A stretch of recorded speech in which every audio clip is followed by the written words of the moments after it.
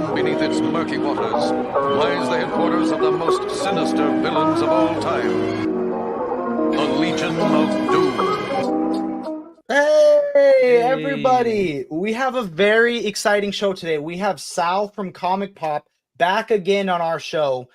We just have to say, man, when we had you on our show last time, we had maybe like 100 subscribers, 50 subscribers, and you retweeted out the link, and that literally there's like a direct through line from you retweeting that link to us like looking down and being like, oh my god, we have 3,000 watch hours or 4,000 watch hours out of nowhere. It's our most viewed live stream we've ever done. Like usually our live streams get a few hundred, but that's at like 5,000. So the algorithm was like, wait, a real YouTuber retweeted them or something and gave us a push. But that was a huge moment for us, man. So we're excited that now we get to have you back on promoting something that you're working on. I appreciate that. This is a full circle moment for us. I agree. No, definitely. I appreciate you guys giving me the airtime to talk about this. And I'm sure we'll talk about other things too. Don't worry, folks. Yeah. Oh man, we were so excited. I think it was the same day that you announced that you would be doing the backups for Terminator. Is the same day we reached out and went, "Hey, can we get a second interview with you?" That's right. Yeah, that's so funny. I love how that happens. But yeah, man, today is the last day for you to pre-order the first issue of Terminator. Dynamite is coming out with a brand new Terminator series, mostly entirely drawn, or rather written by Declan Shalvey, who's kind of spearheading the entire project. It's going to be primarily drawn by Luke Sparrow, and then there's like a 2-page backup at the end of the first issue, and will continue to be for the next, I think, 5 issues. And that'll be written by yours truly here, with art by Craig or Colin Craker. Yeah, it's a 10-page story overall, and 2 pages at a time. So you're going to get 2 pages per story or per issue of story for my whole story. Yeah. Yes, today is the last day to order. So we have the first issue. Yeah, for the first issue. But you can always, get issue 2 and try to find issue 1 later. But yeah, you could try hunting. You could do yourself you could give yourself a handicap. And try and hunt for or it. you could pre-order it and make sure you get it. And there's going to be some great covers. So there's a lot of really sick covers for that series, including some classic art from Alex Ross, who did, I believe it was Terminator Burning Earth, which was his first comic book work. Oh, wow. That Terminator book. Yeah, which is also available in the Dynamite Humble Bundle, which you can check out as well. And you can... Oh, that's the master segue right there. That really was. That's Sal being a professional. That's the difference between us and Sal. I don't think so. So my first question is, do you have a personal favorite backup story or backup issue you've ever read in a comic book? Wow, that's a very interesting question. Something I've never been asked before, and I've never really considered before. There are a ton of like, classic favorite backups, but as a kid, I always kind of disregarded them. I was like, oh well, why don't you have your own book, loser? And then I'm like, oh, apparently that's something that's an attitude I need to dissuade myself of right away. But genuinely, there are so many that I've actually, like, because I disregarded them as a kid, I've gone back and reread and refound, and as a result been like, oh, that was actually really cool. For me lately, it has to be those really fun, like, Zdarsky written backups to his own Batman run, in particular. And I think it's been collected, although I will there's a runner up for that as well, but the Batman of Zur-En-Arrh versus Joker stories that Zdarsky did recently, those have been amazing. But I mean, I think the champion right now is the Tom King Super Sons and Trinity team up backups to the Wonder Woman series, which have just been unbelievably delightful. I'm trying very hard to vamp until I can think of the artist on that on that story, but I'm gonna have to look it up. But they're wonderful. Yeah, it's a great backup, and it's like just the perfect length, where you get like a complete story. It's not part of it's part of an ongoing saga, but like the same way that like any issue of Batman or Spider-Man is. So you're just getting a snapshot of their story and this little like window into their lives at this point in their lives. Belen Ortega, thank you, Gianni. And it's just great. It's just a really fun. So that might be one of my favorite backups right now of all time. How about you guys? That's our friend Gianni, who said he's met you with his dad a few times, so he was very proud to say that. I'm sure you remember him. Yeah, I do indeed. No, I know Gianni well. Not Not that well. Yeah. So I really liked when was it I always get the Batman runs after Tom King mixed up, but the one that introduced Ghostmaker or That's kind of yeah, it was yeah, my God, that guy writes so much. His one with Williams kind of bleeds together a little bit, but yeah, so the Ghostmaker ones were really cool for me. And then I learned a lesson. I was binging all of the Superman War World stuff. Oh and yeah. I started skipping the back issues because the main stories of Superman were so interesting. And then I Sure. realized that it was really important to the story. So I had to go back and reread the backup issues. So Yep. I learned a valuable lesson on that one. But the main War World story of Superman was just so interesting that like I was like, I don't care about the random Kryptonian back at Earth. I want to see Superman as a gladiator. That's what they're Right? there for. It was important and it tied in. So yeah. What about you, Jordan? Do you have a favorite backup? Yeah, I mean, I guess mine is going to be slightly a cop out because Sal already brought it up. It's going to be Zdarsky's backups within Batman. My favorite one probably has to do with the lead up to issue 900 with Tim Drake Robin having to go through the different dimensions and try to find Batman, and it all wrapping up on issue 900. So that's probably my favorite one as of right now. I'm excited. I'm a little behind on that run. I've read the first 2 hardcovers, but they just released I think Joker Year 1 or something. Yeah. That hardcover came out Tuesday, so that's shipping to me. But I use in stock trade, so I'm gonna get that book way down the road. Yeah, me too. And if you want to get your book faster, you can get it from organic priced books. Use our code Braveboys to save $2. There you go. That's my little segue. Nice. So my next question would be what like Terminator media did you prepare for your book? I know Declan told me that you guys only had a license to issue 1, but I'm sure you could pull things from other things. Well, or it's inspiration. interesting. It's true. Yeah. For me, I didn't have to do any like research for Terminator because I live it. I love it. I am like a die in the wool Terminator fan, or at the very least, I'm a fan of 2 out of like 6 Terminator movies. But the best 2, 1 and Genesis. No, I'm kidding. But, but no, it's I love Terminator, and so I was like just happy to the thing with me was, and with Declan's run is, while yes, they did license the first Terminator movie, so you can't really have a lot of like T-1000s running around. You can't have John Connor going back in time and all the other stuff that they did. You can't have Marcus something or other from Salvation. Like you can't do all that stuff. But yeah, arguably everything you need is right there in the first movie. And in fact, Terminator 2 kind of proved that by showing you all the things that they kind of like mined from the kind of like implied depths of the first movie. But when it came to that, I one of my main focuses was like, I need to tell a story that you've never seen that has nothing to do with any of that stuff. Like, I feel like if I did a story about like a Terminator in Los Angeles, it would feel like I was just trying to do Terminator again. It would feel like I was just trying to like ape off of that idea, or that I didn't feel like I had strong enough ideas to really like go in another direction. So it was more about taking the core concept of what a Terminator story is and then applying it to different modes. One of the marching orders, or rather kind of ideas about the current run that you're going to be pre-ordering, folks, today is your last day, is that you're getting Terminator in different, let's not give it away. Let's just say that it's not going to look, it's going to have that same theme and tone and feel of a Terminator story. It's going to feel authentically Terminator, but it's not going to be what you might expect from like a Terminator sequel. That's not what this is. It's more just like more Terminator, if that makes any sense. So for me, I was like, if Declan's doing more Terminator and I'm doing a little more Terminator, I got to come up with a way to kind of provide something that is tonally consistent with what Declan's doing while also being wholly different. And so as a result, I came up with like 6 or 7 different pitches, tossed them all out there. It's actually not 6 pitches. It was more like the first wave was 3 pitches, and then the second wave was 4 pitches. And by the way, they liked most, if not all of them. It was interesting to like see feedback on these ideas that I've had for Terminator Forever.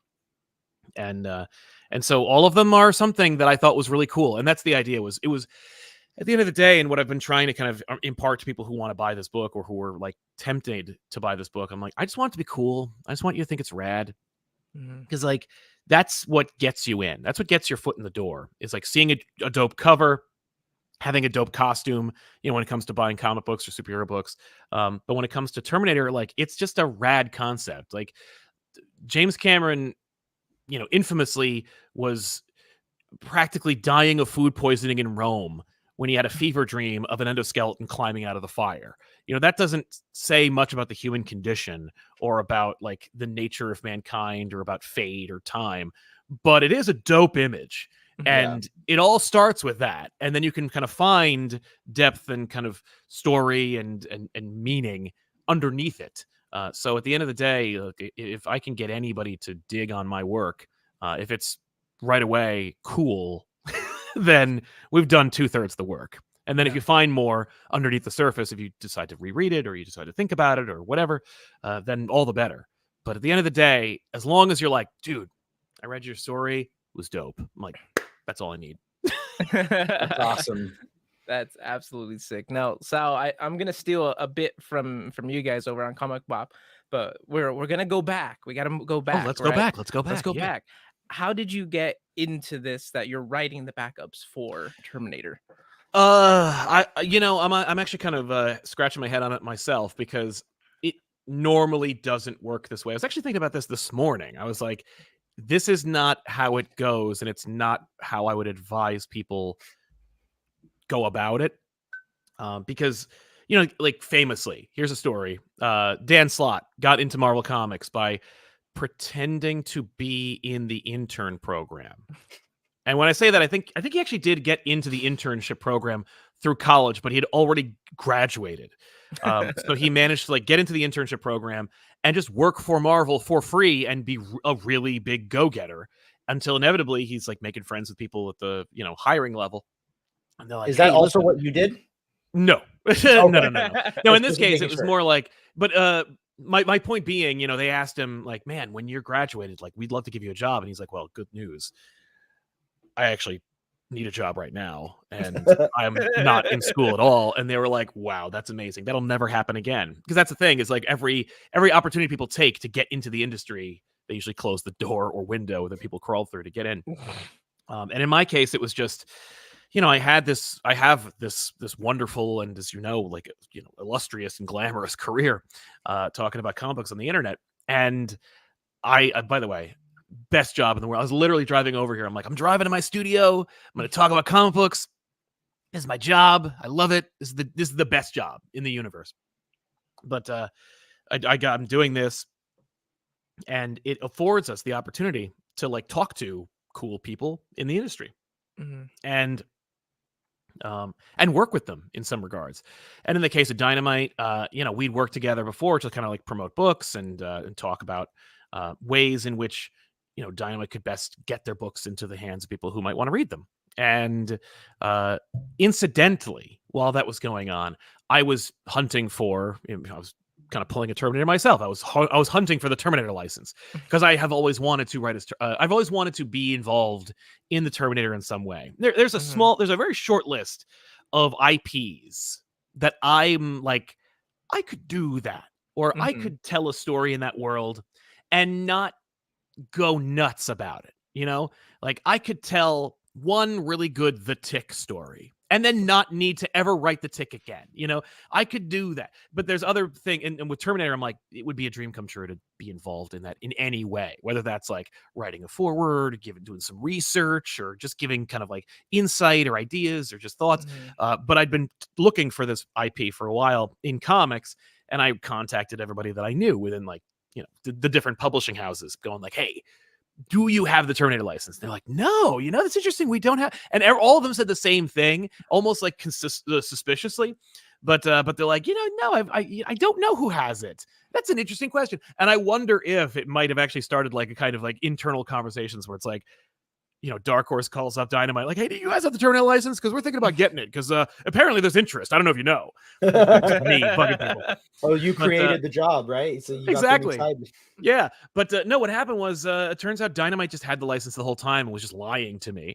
But no, they had actually worked out a deal where they were working out their republishing of the out of print Terminator books from, the 80s and 90s. And so I guess in that deal, they must have also gotten the license to publish, new Terminator material. And at that point, I think in the way that licensing works is you don't license like Terminator. You license like each Terminator, or when it comes to like Predator and other licenses like that. Although with Marvel, who the hell knows at this point? But when it comes to licensing, multiple projects, like for example, Evil Dead, you can license Evil Dead 2, or Army of Darkness. Like, oh my god, that's why so many Ash books are called Army of Darkness, et cetera, because they're like, would it be cool to use Evil Dead? Sure, but like we didn't license that. So they had been doing that, and I saw like an ad after having talked to them about the Terminator thing. I saw an ad for their the backer kit for their republishing deal, and I was like, what? And so I reached out to them, and I'm like, hey, can I plug this? Like, can I do anything to do with it? Like, this is how bad I want to work on Terminator, or just do anything regarding it. I'll shill for Terminator. And they're like, yeah, please. So we did, and then I was like, are you making a book? And they're like, yeah. And I'm like, well, listen, whatever I could do. And they're like, well, what's your dream? Like, what would you want to do? Do you want to do draw? Like, do you sing? What do you want us to do with Terminator? And I was like, I would love to tell a story about Terminator. Like, that'd be something for me. And they're like, okay, can you write at all? Like, is this a thing where we can actually publish it? Like, or is it just going to be like really sad? And so as it turns out, like I've actually written a number of books in my past. They're all self-published, but I wrote them and went through the process of, finding artists, working them out, editing, printing, all the stuff that every comic book publisher does, but just me, baby. And so I sent off like a few issues of my books to my pal Nick over at Dynamite and the editor, and they conferred amongst themselves and read them, and they were like, all right, this isn't half bad. Like, this is not like sad. Okay. And so they were like, well, here's what we're thinking. We're thinking like originally they were like, we're thinking like an 8-page backup in the series. And I was like, that's done. Okay, yes, let's do it. And they're like, all right, well, send us a pitch and we'll go get the ball rolling. So unbeknownst to them, in preparation for this nebulous concept, I had written 2 completely separate Terminator pitches. One of which is a distinctly Dynamite pitch that involves a crossover with one of their other IPs, which I have not pitched them yet. It was very much like, I'll never get to do this.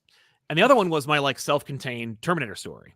And so I sent them off my Terminator story, which is like a 4 or 6 issue miniseries, by the way, for my 8-page backup. And they were like, it's a little long. And I was like, oh yeah, no, I mean, sorry. No. Yeah. Well, I mean, we can truncate it if we need to. And they're like, it's kind of big. Like, it's kind of big. We're thinking like 10 pages. And I was like, oh, you got 2 extra pages. There we go. 2 pages out of that 6-issue miniseries I pitched them, which is the Jack Sparrow analogy. I don't know if you guys have heard this, but when Johnny Depp was Jack Sparrow in the beginning, he wanted like 3 gold teeth. Like, he wanted to be able to he wanted his Jack Sparrow's character to have 3 gold teeth. And so he put like 20 gold teeth in there. And they were like, whoa, we were thinking more like, could you scale them back? Like, well, let's have like 5 gold teeth. And he's like, that's great. All I wanted was 3. That's how you do it. So I apply that logic to a lot of things. But so we got the 10 pages and then they're like, all right, well, send us something shorter. So I sent off something shorter. And I actually sent off like 3 different pitches, which thanks to Joshua Williamson, writer of Dark Crisis and Superman right now. He and I worked together on another show, and he had these ideas. He showed me like how to pitch and formats and stuff like that to follow. Actually gave me a great opportunity, like by giving me his like nail biter scripts, so I could actually know how to script comic books in a way that everyone can kind of understand, because there's no standard format for a comic book script. There are like formats people follow, but there's no like industry standard. There's no final cut or a final draft for comic books. I'm sure there's a plug-in actually now that I think about it, but like The only regardless. final draft that I follow is Alan Moore's final draft.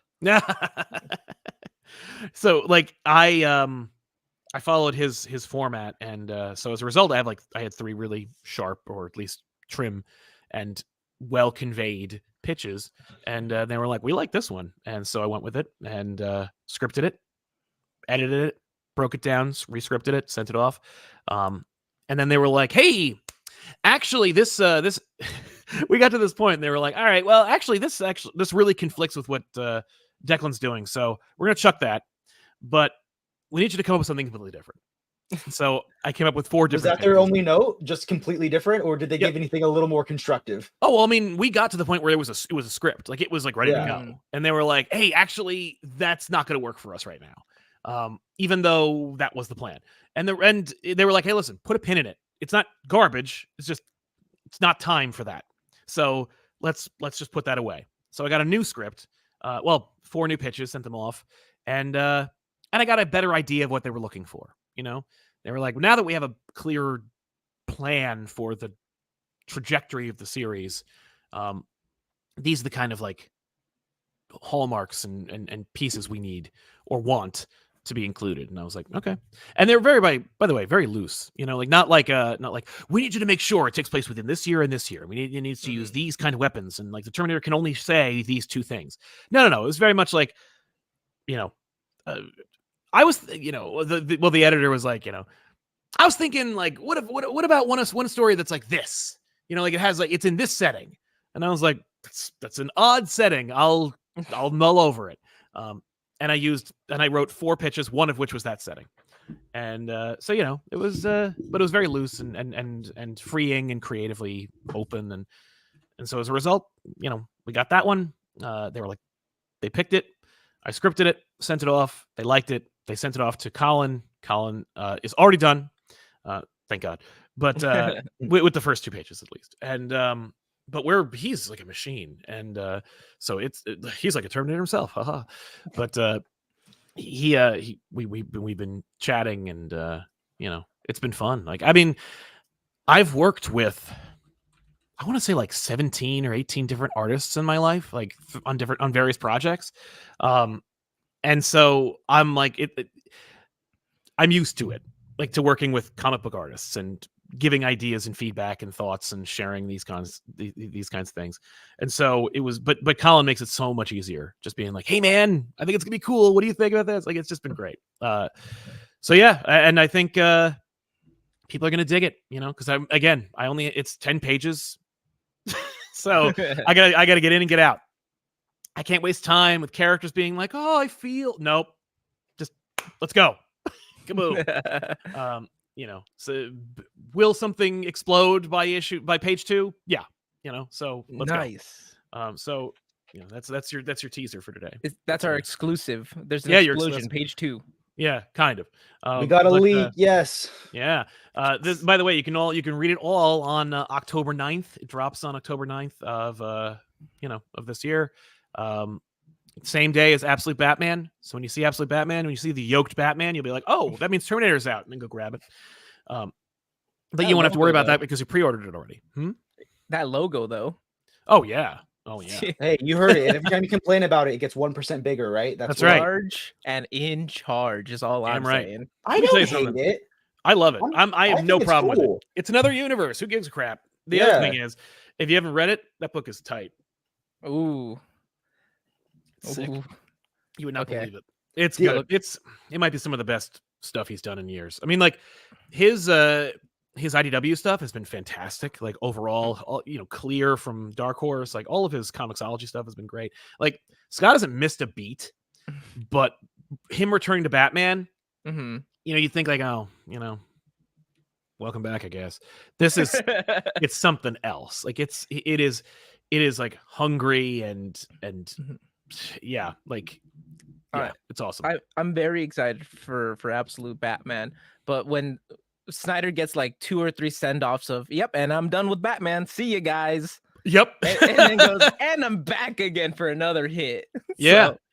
I completely hear you. I also can't like blame him, because I feel like if I was given the opportunity to write like the biggest Batman stories ever, and then given the opportunity to gracefully exit, and then being like, "Hey, but would you do another one?" I'd be like, "Yeah, I'll do another one." I mean, like, Yeah, I'd never say no. No, I'd never say no. You'd never get rid of me. But like his All-Star Batman book is just is dropping. Which just came out, was it last Tuesday on the deluxe edition? Exactly. And I saw him tweeting about it where he's like, this is so, like, I love this book, and it's such a weird, like, and it's such a departure. That Like, first arc with My Own Worst Enemy, right, with him and Two-Face on a road trip was Right? so cool. Yeah. Yeah, it's bizarre and cool and different and feels nothing like any of his Capullo stuff. No. So, and I can't ask for much more from Scott when it comes to, like, if you're going to keep coming back to Batman, at least make it different. And yeah. Yeah, he's been succeeding. Oh yeah. No, it's not like, oh, give the kid a break for God's sake, We'll see if he works out for him. He's fine. We have Bunk saying Terminator X Powerpuff Girls is a big swing, but if anyone can pull it off, it's Sal. Oh, I would do that in a heartbeat. Are you kidding me? There are because Dynamite is like the king of licensing right now. Like they got Disney last year, they got Warner Brothers this year. I feel like there's I obviously you didn't say what your crossover pitch was, but I feel like there's so many good things you can mine from that. Like they have so many cool characters right now. Oh yeah. Oh dude, no. Okay, it's the 2029. It turns out that Skynet is actually being run by Mojo Jojo in a glass jar, and he like awakens, and then he like sends Terminators to the past to like help him out there, but they're like Mojo Jojo Terminators, This so is it's the like pitch, right? Right? Like just this is your Mojo Jojo crossover Terminators. pitch, yeah. This is just off the dome, but like, so then it's just, you got these naked monkeys that are like all mad and like Mojo Jojo. Like they're just going for just legions of Terminators against her. Okay, Mojo now Jojo, of course, gets like Johnny jealous. Quest. Johnny Quest? Oh man, that's a fun one too. Although now I'm just thinking Adventure Brothers, so I don't know. Did you, so as a writer, was it easier to write, like, did you find it more like freeing to write 6 issues of a Terminator story, or was it harder to write, like, was it easier or harder to write a longer versus a shorter? It's hard writing short. Short is hard, man, because you got to get it all in there, but you also have to make it like you need to find places to breathe. When I was writing the previous script, that one was tough because I'm like, I knew it was like, I got to get this. And then I realized I had miscalculated, and so I had an extra page, and I'm like, thank God. And then it was weird because I had one extra page, and I was like, there's not enough. If I stretch everything out, it'll feel loose. Like it won't feel, like cohesive. But the thing I added, is it too much? Was it too big? And so I managed to like incorporate the bigger idea and then spread that out over the other pages, and that allowed me to make it work, and then subsequently have it thrown away. But when it comes to like getting 10 pages into a story, I mean, like, because you got to think about other things. You got to think about the fact that it's 2 pages per issue. When someone picks up issue 3, it's going to be what, like, page 5. Yes, that's the math. Why did that take us all so long to do? I'm really bad at math. Much to the chagrin of my mom. But it's it is hard. I think it's harder because when you're planning out your multiple issues, like, because for my crossover idea, I think it's 6 issues. It might be 4, I don't remember. It's 4 or 6 issues. But I was just like, here's what each issue is about, right? So then I could just dedicate the whole issue to that idea. And if I have a great idea that doesn't fit in there, I'll just put it in one of the other issues. With this one, it's like, if I have a great idea and it doesn't fit in these 10 pages, it ain't going in, or it's going to replace something else.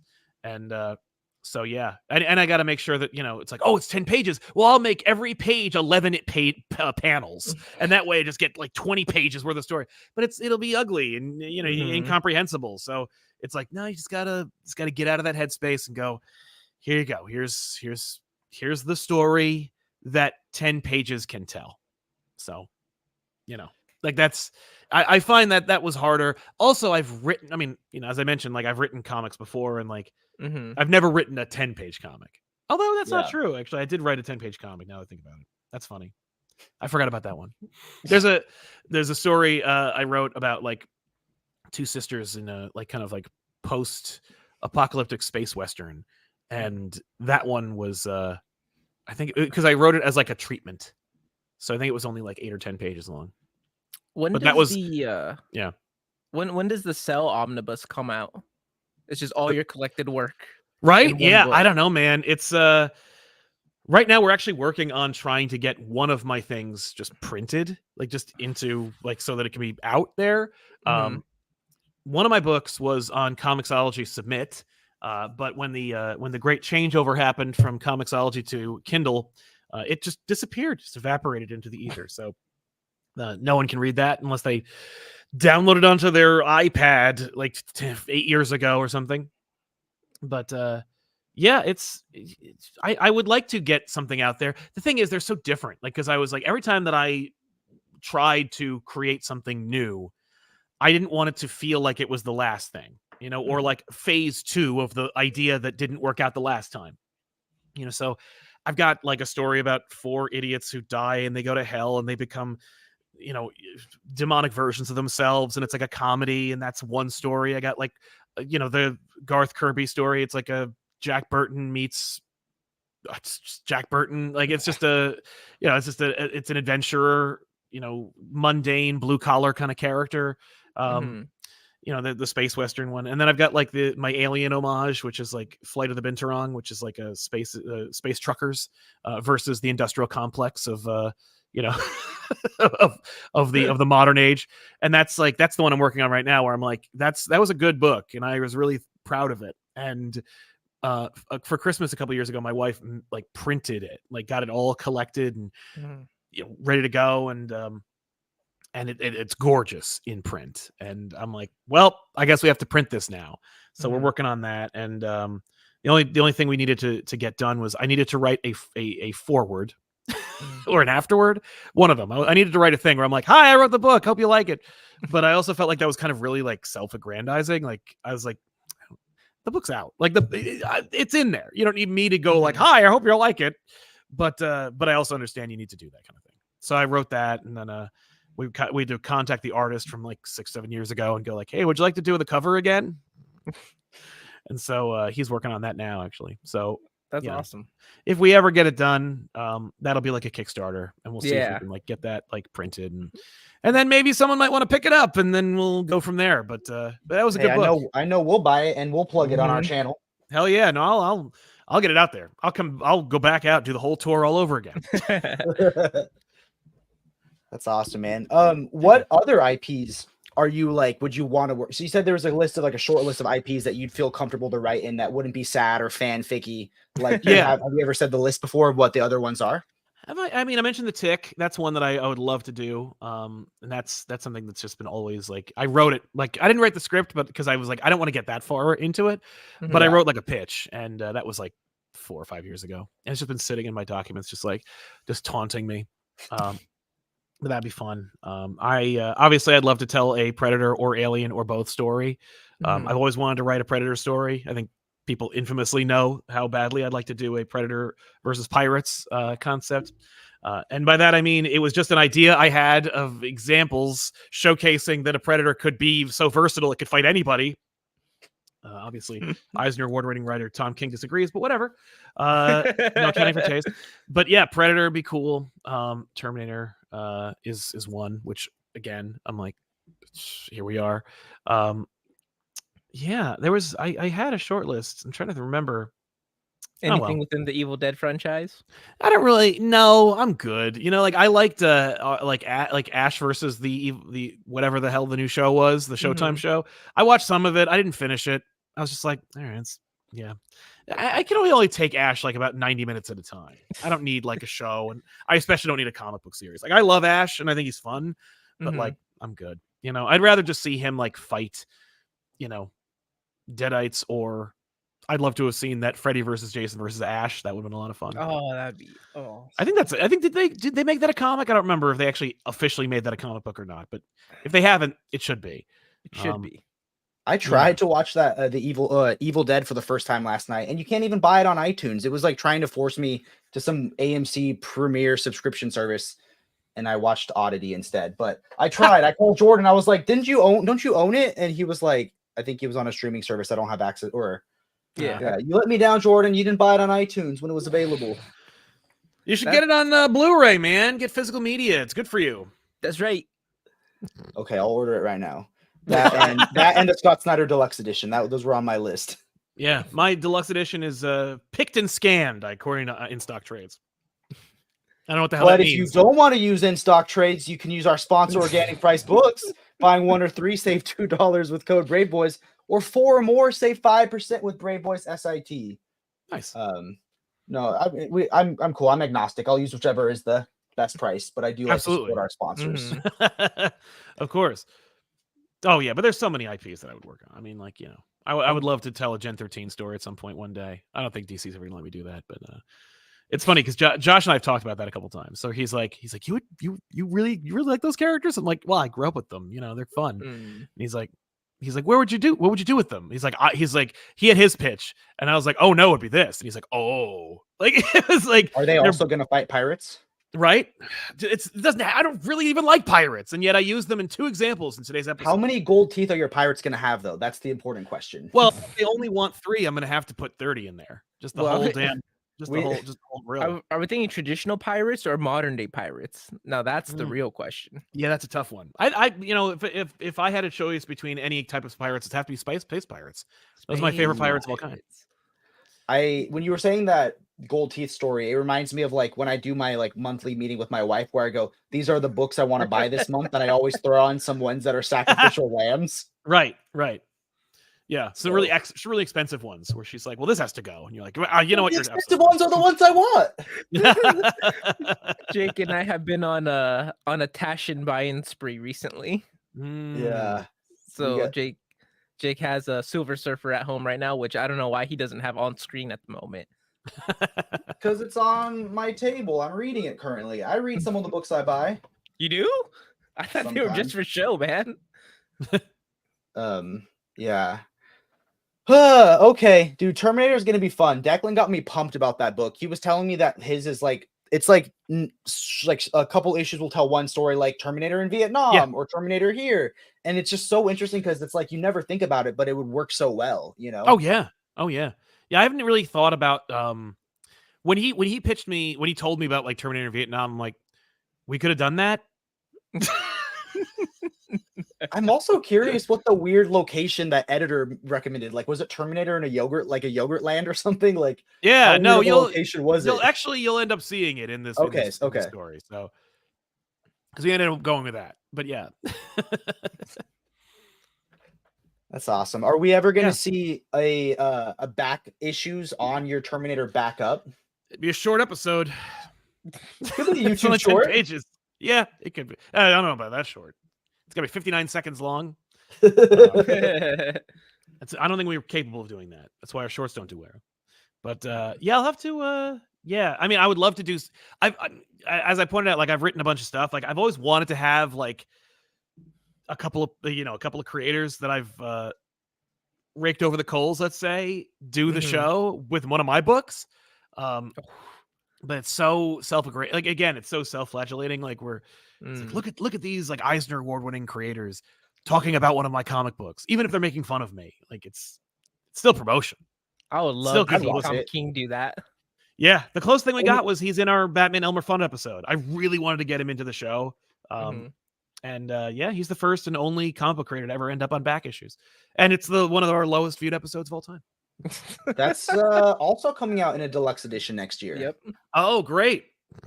Not that I think it's included in the Batman deluxes, but if you want that standalone Elmer Fudd deluxe edition, it's great. By the way, it's frustrating how good it is.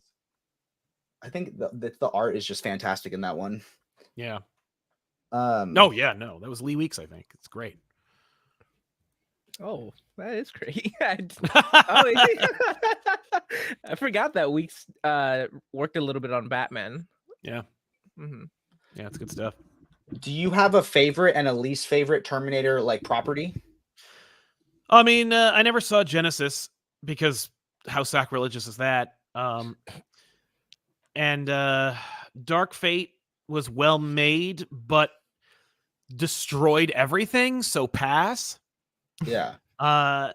Terminator 3 was like a wildly disappointing experience in the theater, where like I saw it in the theater and I'm like, this is really bad. Like, What about the Sarah break. Connor Chronicles? Did you like that one? That's one that I Didn't watch loved it. as a kid.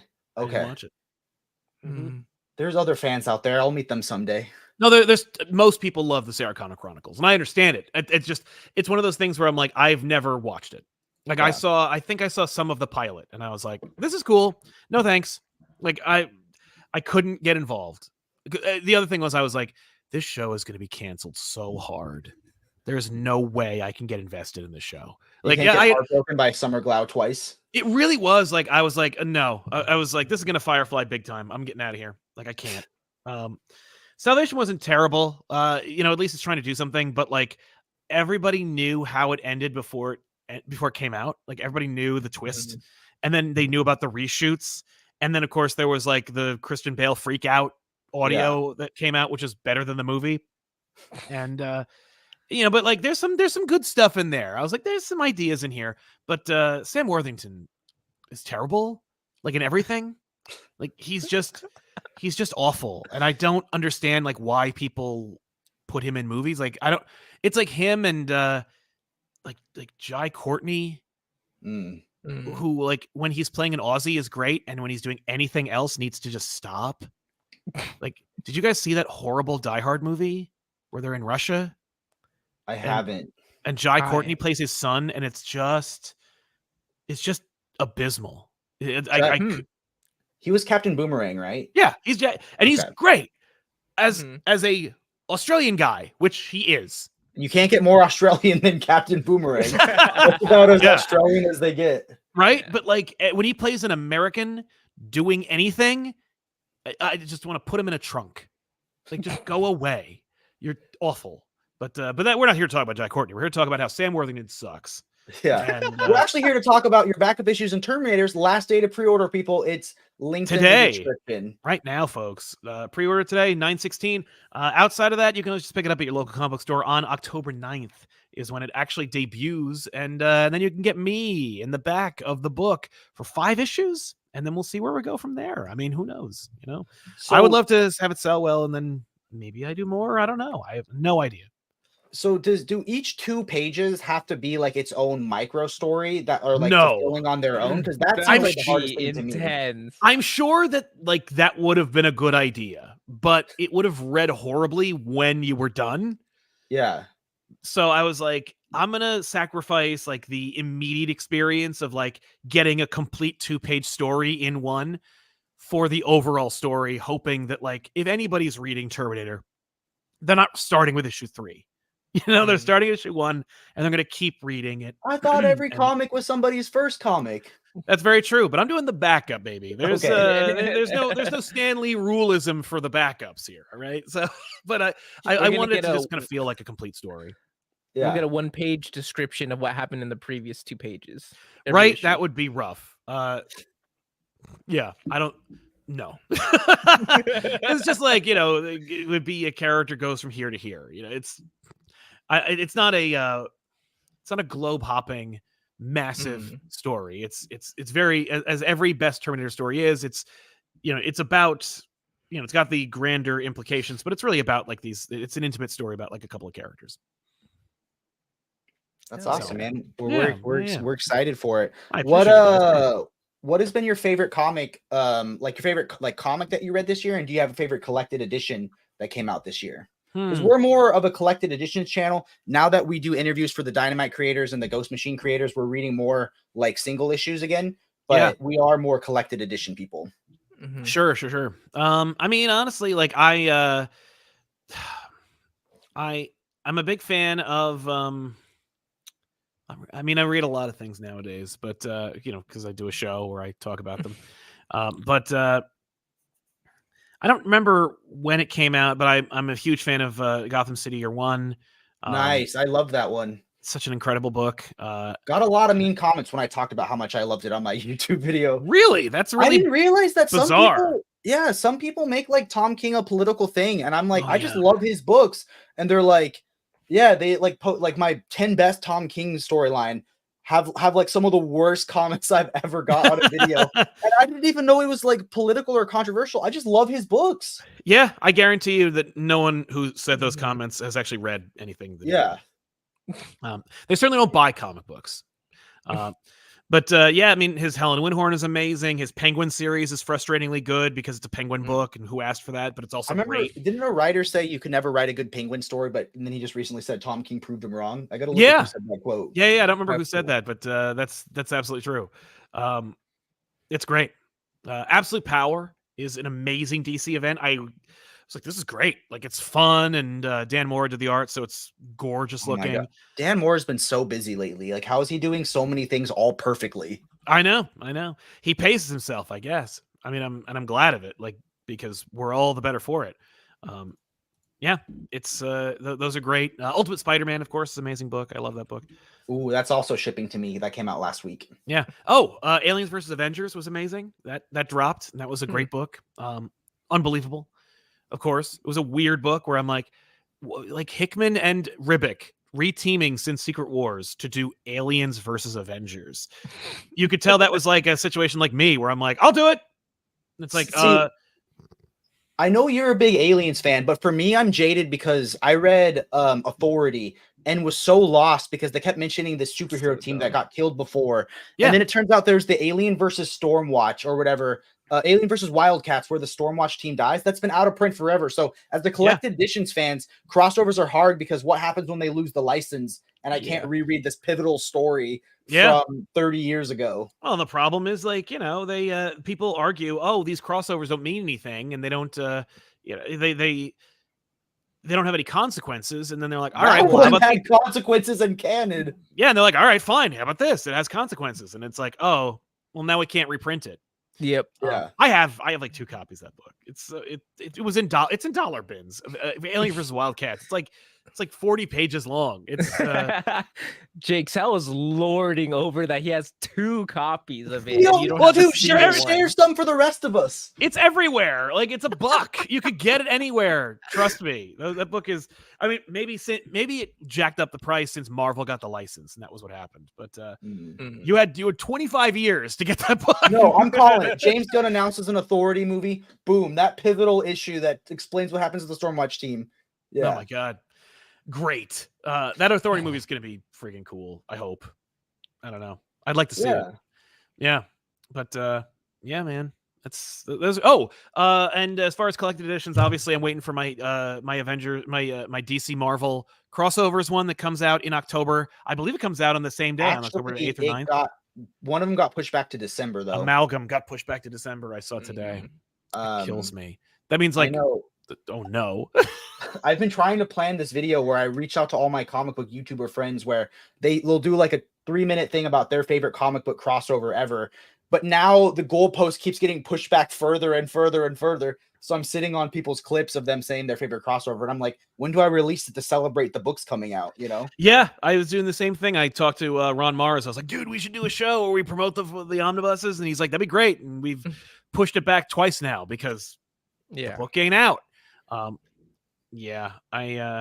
it's real. I saw someone post their comp one. Yeah, JMD Mateus, the author of Graham's Last Hunt, got his copy.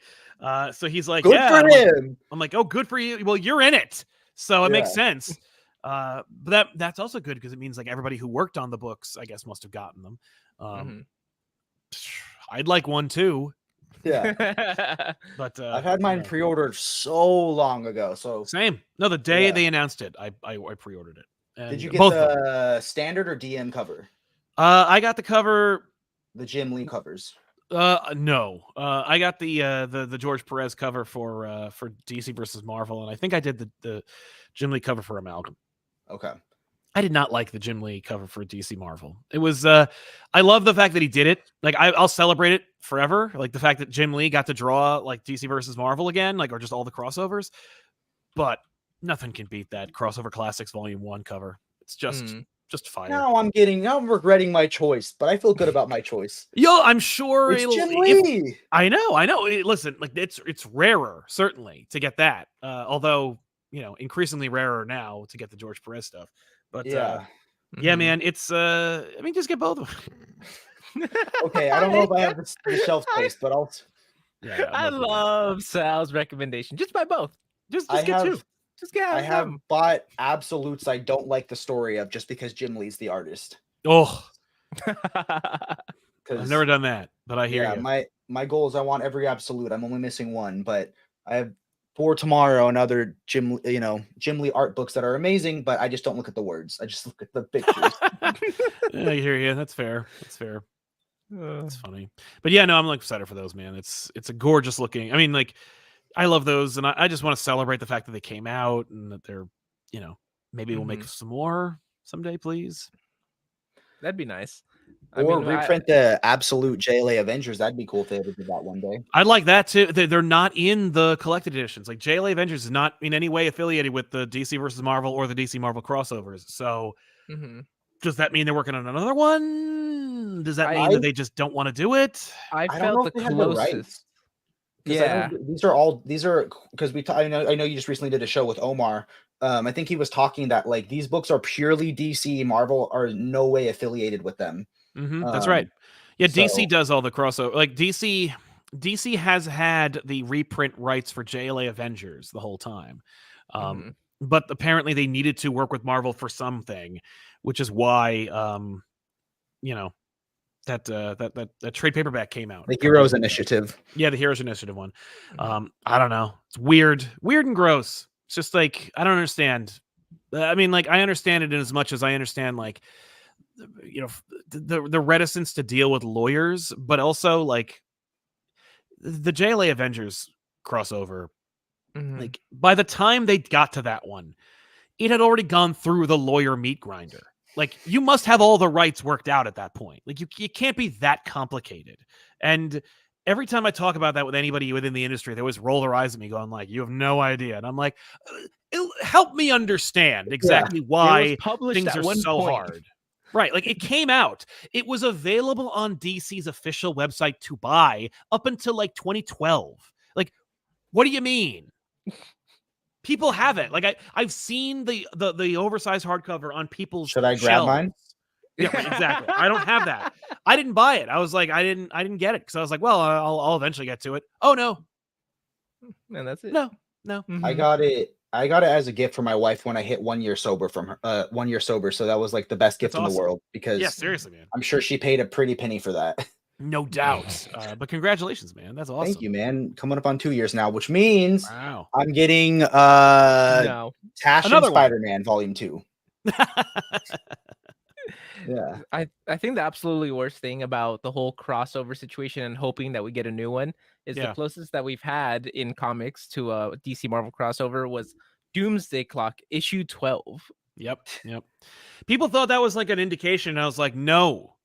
Yeah. The DC was barely working with Jeff Johns at that point. Johns was just being cheekily optimistic. Yep. But no. Yeah, no, I used that. Donny Cates put the Justice League in his Black Winter story, and I reached out to a few people, and I'm like, what does this mean? And they're like, nothing. They're like, we like these. We think crossovers are cool. We would all work on them, but it means nothing. And we've gotten like indications that we'll never do it. So don't hold your breath. But like, I don't know. I feel like it prints money. I made a whole video about it years ago where I was just like, well, just fine. Just let IDW make it. Like DC and Marvel have both worked with IDW to print their own IPs, right? You see that? Have Batman IDW right print there? it. Yeah. Yep. Right? That is amazing hardcover and beautiful composition, but like just have IDW publish it. And IDW will take the hit because they're like, oh my God, we'd be the #1 book every month. Yeah, I go to a neutral party. Yeah. Just have a third party take care of it and then split the profits. Do you have yeah. Cue it up.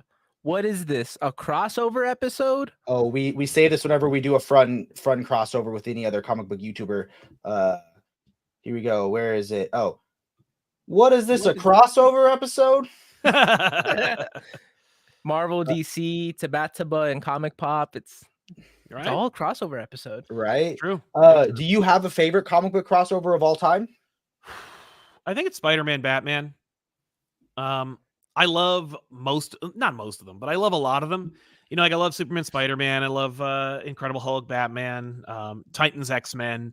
You know, but for me, it's, you know, the thing that got me excited again was Spider-Man, Batman from DeMatteis and Mark Bagley.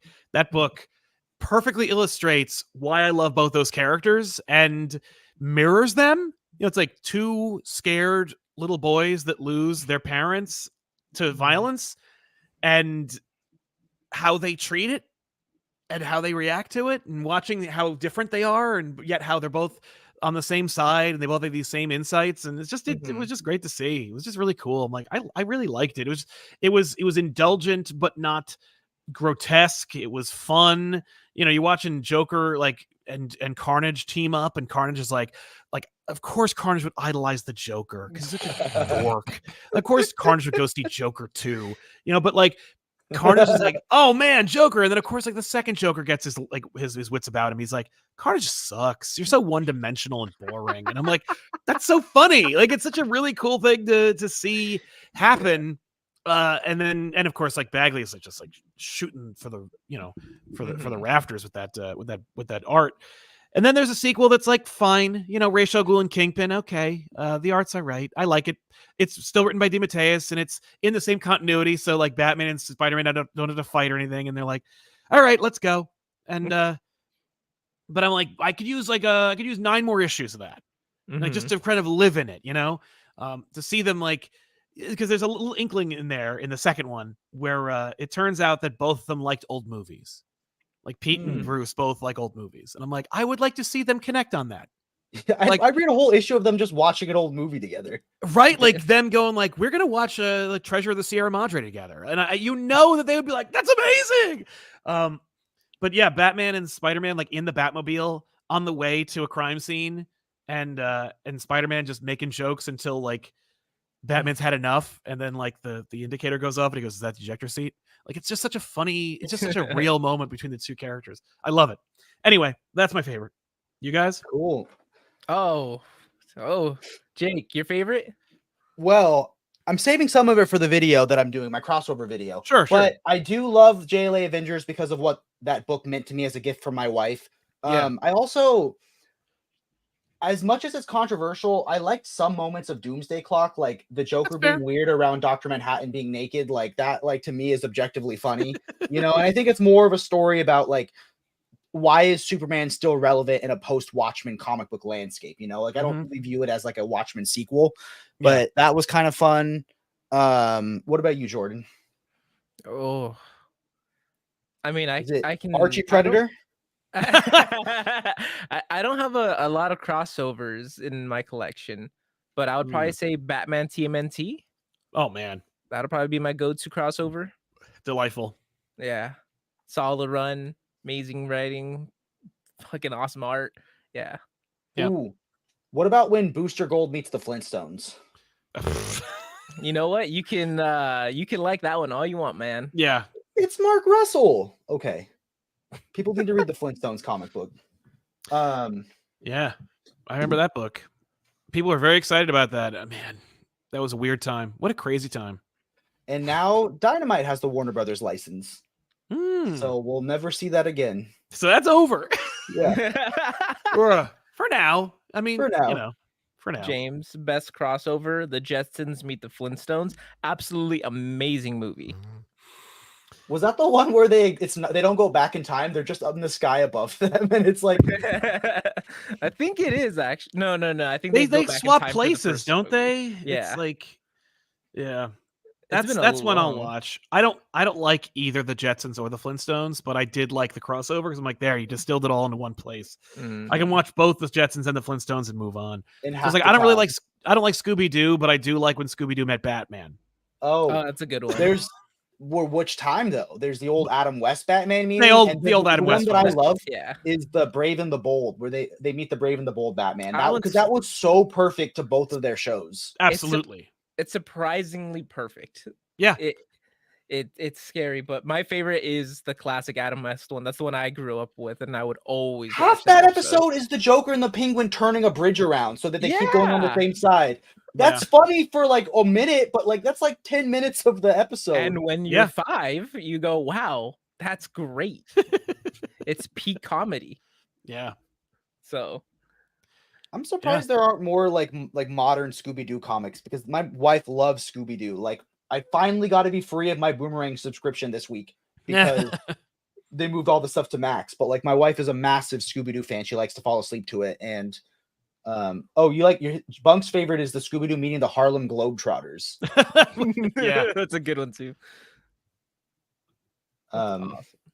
That's fun. You hate Scooby-Doo? Why do you hate Scooby-Doo? I don't hate Scooby-Doo. It's just more like the early Scooby-Doo. When it gets subversive and understands what it is, I'm like, okay. But like the same episode 10,000 times, no thanks. And then like, oh, well, all right, fine. How about the most annoying character in the universe gets to join them? Or how about we break it up, and so it's like it's the same thing, but fewer of the characters that make it any way different. You know, like, and we have characters that suck. Right, like, oh cool, Scooby D and Dumb, and like, no thank you, come on. You're not a big Flim Flam fan? I am not. Flam. I am not a like Hanna-Barbera fan. I just even as a small child, I was like, Hanna-Barbera, so like we have cartoons at home. Is that what this is? We can't afford Warner Brothers. Oh, that crushes me. My only cable channel growing up was Boomerang, so I watched all those old 70s and 60s cartoons thinking they were modern cartoons, and then I went to school and everyone was talking about SpongeBob and shows I'd never seen. Yeah. SpongeBob is tight though. Can you at least appreciate the Alex Toth art? Oh, sure. I mean, the Herculoids are cool, and which is also coming out in Dynamite soon. Yes, great. It's all connected. We can find connections within connections. Dynamite's going to be like, oh, he hates Hanna-Barbera, our brand new license. Scrub the interview. I will tell you this. I loved Space Ghost Coast to Coast when it was on. And when they had the anniversary, I watched like way too many hours of the YouTube broadcast of it. I was like, this is just as unhinged as I remember. What a freaking weird show this was. I made a comment last time which made you feel a bit old, and I think it was something along the lines of how long I've watched your channel. I think I said like 6 or 7 years previously. Like that. The next one I'm gonna make you feel old was I was significantly too young for Space Ghost Coast to Coast when they were doing the reruns of it. That when it would go on TV, I'd be too scared to watch it, and I would have to jump away from it. I just couldn't. Yeah. Well, their anti-humor is so odd and off-putting. It's like, I don't know what's happening. Yeah, I know exactly how you feel. It's I wanted to make a show like that. Like, I wanted, like, when I was like, oh, we have this now, I can finally do Space Ghost Coast to Coast, where it's this like irreverent anti-humor, like talk, like late night talk show. I mean, we couldn't get guests, and I didn't bother. I was like, no. But yeah, I love Space Ghost in that regard, and that's why I was like, oh man, David Peppo's doing Space Ghost. Well, I'm in. Let's see Moltar, Brack, Zorak. Let's go. And then I'm like, oh, it's serious. Okay, well, I guess you're like, can I write a backup that Space Ghost Coast to Coast? Right, that's just Space Ghost Coast to Coast. I did not ask for that. I should have asked for that, but I didn't. Well, the thing is, it's funny, like, getting this gig, doing this backup. I'm like, I don't want to mess it up. I just want to get in, do my story, and if they like it, great. And if they don't, let them keep printing it, so that at least it'll still exist. I don't want to be like, yeah, it's me now. Welcome to the Sal Show. Here we go. Yeah, like, move over, Declan. Yeah, get out of the way. Wait, they picked an artist to write the book? What even is that? No, I was like, I'm entirely in support of, like, I'm helping with Declan's story. Declan is the showrunner. It's his book, it's his series, it's his universe. I am lucky to play in it, and I'm just very thankful for it. But yeah, but I don't want to, like, in any way conflate this very rare golden opportunity with, like, an indication that it's like things are about to change. Like the power structure in my life is about to change. What was that? I'm just happy that doing this. Subvert expectations. I hate whenever there's like something I'm excited to see and the creators are like, we know you want to see this, but we're gonna subvert expectations and make you realize you should hate your favorite character or whatever it is. Like, yeah, I've never wanted to do that. I've never in my life been like, oh man, I hope I get to work on something really cool and exciting, only to rob people of the experience of joy of their enjoyment of it. No, like that is not my bag. Like, I'll do a Terminator story where you don't even see a Terminator for 9 pages. Like that actually was one of the pitches. oh, okay. But was that like a 20th gold tooth pitch? Like, did you throw on some pitches that you didn't want? No. Okay, they were all real pitches. No, because I didn't want to run. Because you know what happens when you do that? You get 20 gold teeth. Oh, they're like, oh my god, we love it. A Terminator backup with no Terminator. That was so bold. I'd be like, oh damn it. No, I don't. Our expectations are subverted. Yeah, I did not want to pitch a story that like I didn't want to write. I only wanted to do things I was like, this is going to be cool. Oh, I would get joy out of this, and I hope people would as well. No, this is. There's a Terminator. I think there is literally a Terminator on every page, or at the very least, it might be the same Terminator, but still. So that means there's a Terminator and an explosion on page 2. So I could say that. We're drawing out the full page 2 by the end of this interview. That's right. Yeah. No, but but I also don't want to like. I don't want to be that guy who just shows up and like, because I kick in the door. Hey, Declan, I'm doing a backup in your book. Hey, David, get out of the way. I'm doing a backup in your book too. Like. I'll be the backup king. That's what I do now. I just do backups in other people's books, which is fine. I'm okay. And you know, you want me to do that? I'm down. The backups are going to be so long; they are going to be the main book. Yeah, and then one day, I'll get a whole story. Yeah. I'll get 30 pages. Think of it. Declan's basically your opener. Yeah. Right. I feel like I'm it's weird because like he's the main event. It would be like if a concert with structure where they're like, here we go, everybody, Green Day. And then to wrap up, Newfound Glory is here to help you, to play you to the parking lot. Yeah. That's kind of what it is. I think it's if you like Green Day, which I do. But yeah, no, I'm excited, man. I'm hyped. And I want to thank you very much for having me on this show to like help like remind people that this is the last day to pre-order it. But if you missed the window, no big deal. Just go to your comic book store on October 9th and pick up a copy. You'll see it. It's the cover's a big Terminator head. And same day as Absolute Batman. And if you are in the New Jersey area, you can always meet me at Zap Comics in Wayne, New Jersey on October 9th. Same day the book comes out between 5 and 7 p.m. I'm going to be in the back signing copies. They ordered 100 copies, so there'll be something over there for you if you want to buy one from them. You can meet me, and then I'll go to New York Comic Con the week after that, and we'll see you there. Nice. Yeah, that's awesome. I love New Jersey. My fake ID was from New Jersy in high school. Nice. That's New Jersey has really crappy, very like easy to fake licenses. My license is they're just laminated pieces of paper. Like we're the last we're the last ones to do the real like IDs. So we don't that's part of the reason. Like we don't have real IDs. We have like the paper. That's yeah, you could still renew your license over the online in the mail. Like it's great. Well, we got one more question for you. We have Bunk asking, how many copies of Marvel will Sal be signing? I mean, I hope there aren't any more left in circulation. I would hope after the Great Purge they were all kind of like deleted, but I don't know, man. If anyone bothers to bring me one, I'll sign it for you. But I think that's probably one of my favorite. Yeah, that's probably one of my favorite back issues. No, Thank you. That was a fun one. Good. I was really excited to do that one. That's man, Marvel sucks. Yeah, I remember reading it and being like, this is the worst thing ever. Like, this is so horrible. It deserves like a thing. Like, so we shot a whole like it took as long to shoot that like 1 or 2 minute intro as it did to shoot the episode. And but I'm very pleased with that. Yeah, I'm very proud of that episode. Well, so I got to say that episode absolutely amazing, significantly better than the comic that it's about. Thank you. I should hope so. Yeah, I've never gotten any blowback from that. No, it's not like Bill Jemas ever called me up and goes like, "I'm gonna get you." Wait until your backup issue comes out on Terminator, and then you see his video about your backup. I mean, let me tell you, it would definitely it would serve me right. to see a number of parody back issues episodes where they just where people are just completely raking me over the coals, and they would be right to do it because I would definitely deserve it.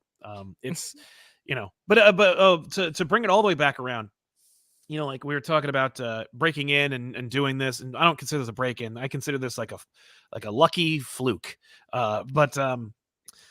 But at the end of the day, like the real lesson isn't like, oh, create a YouTube channel and then parlay your experience trying to make comic books before that into an opportunity in this situation.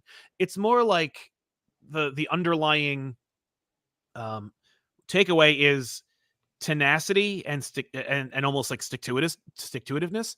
Like I don't give up easily, and I'm very much like a why not kind of guy. Like obviously when I'm like tilting at windmills when it comes to these crossovers and stuff, I'm like, why not? Like what the hell? Because I like whatever the annoyance is will be outweighed by the financial reward or my personal delight. And when it comes to this, it's like, why not? Like I should if it'd be like if like they're shooting a movie down the road from your house. And it's like it's a Marvel movie or something. Like, what are you gonna not try to get in the crowd scene? You're gonna just like, nah, they probably got enough extras. Oh yeah, they famously have too many extras. Like, just why not go down there and go like, hey, you need an extra guy? Hey, you need somebody to pick up some crap for you while we're here? Like just to help out.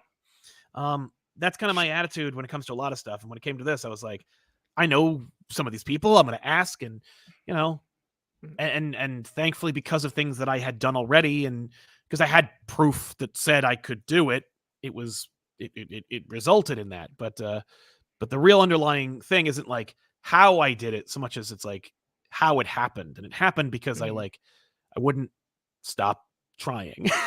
So you're not throwing away your shot. Yeah. So like take your shot when you see a shot. And it's appropriate, take it. And when it isn't appropriate, you can fudge it a little bit. Perfect. So this is the best opportunity for me to take my shot and ask to be a guest on Back Issues, right? Yeah. Come on down. Right. Perfect. Next time I'm in the area. Yeah, you'll just need to but I'm not letting you stay in my house, so you'll have to get a hotel. And... Why would he do it too, though? Right. Well, thank goodness I already have a flight booked for over there. I'm gonna. Excellent. Good luck to you, man. Actually, there now. Look out your window. Yeah. So, Sal, where can they find you? There's 3 channels now, right? Yeah, there's at least 3 channels. I'm I linked 3. Right. I'm sorry if I missed any. No. That's it. Under the ComicPop umbrella, there are 3 channels. There's ComicPop, which is the Prime channel where we have back issues. There's ComicPop Returns, where we have our podcasts like these, and that of course we have our gaming channel, ComicPop Plays. It's at ComicPop Plays instead of /ComicPop Plays. I don't know why. It's just how YouTube works. But also, if you're a Twitch person, you can always follow and watch video game streams simultaneously on Plays at twitch.tv/ComicPop. Easy enough to find. And I'm also on a million shows. I am now one of the 3 co-hosts on Dorkly's official This Week in Nerd History podcast. Absolutely Marvel and DC is still a thing that's going, so I'm on that sometimes. I'm with DJ Talks Trash on Only Stupid Answers sometimes, and of course, I'm producing at least 3 or 4 different shows a week, including All Stars with Joshua Williamson and myself, and Off the Rack with my wife Tiffany and I, and back issues as usual. So yeah, if you're interested, check us out, subscribe, make sure you get the bell for notifications so you know that when we're going live, so that you're not like, oh man, I missed another one. Yeah, but if you want to just follow us along, you can always go to patreon.com/ComicPop. That's like where literally if you were even just a free subscriber, you'd see every time I'm in anything. It's kind of like it's helpful one-stop shopping for if you're like, I want to see Sal in literally everything he's in, like when he's on Brave and the Boys, you'll see there's a link to that over there. Nice. But, yeah, that's awesome, man. Thank you. Well, thank you so much, man. This was a genuine treat. Like I said, this was a full circle moment for us, because we've grown a lot. We're at almost 6,000 subscribers. I have to do tax paperwork now for YouTube money, which I never thought. That's not a fun milestone. But now we get to talk to you, a comic book writer who is going in a back issue of Terminator. So we are excited, man. So Thank you. everyone, keep reading and stay brave. Bye.